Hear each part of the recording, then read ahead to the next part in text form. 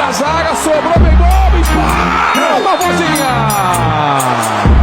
Levantou. Football বিশ্ব দেখলো আরেক বাজ পাখিকে।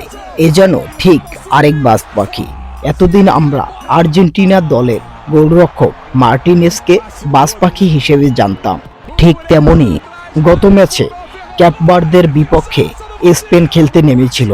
স্পেনের একের পর এক অ্যাটাক, টার্গেট অন শট তছনছ করে দিয়েছিল ক্যাপ ভার্দের এই গোলরক্ষক, যে কিনা বাজ পাখির মতো একের পর এক সেভ করে বাঁচিয়ে দিয়েছিল নিজের দলকে। স্পেনের প্লেয়ারদের প্রতিটি গোলে করা শট এভাবে একের পর এক ট্যাকেল দিয়ে সেভ করে যাবে এই বোঝি না, তা কখনো কল্পনা করেনি স্পেনের প্রত্যেকটি খেলোয়াড়। শেষ পর্যন্ত যেখানে কিনা স্পেন বিশ্বকাপ ট্রফি জয়ী একটি দল, সেখানে স্পেনের মতো দলটি গোল শূন্যতে ড্র করে মাঠ ছেড়ে চলে যান। একমাত্র কেপে ভার্দের গোলরক্ষকের জন্যই এটি হয়েছে, না হলে 6 থেকে 7টি গোল হজম করতে হতো কেপ ভার্দের ফুটবল দলকে।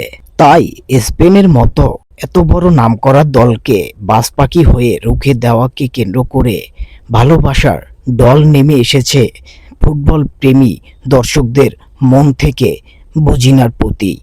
বজিনা গোলরক্ষক হিসেবে কেমন ছিল এবং তার এক একটি সেভ কেমন ছিল আপনাদের কাছে, আশা করি কমেন্টে জানাবেন।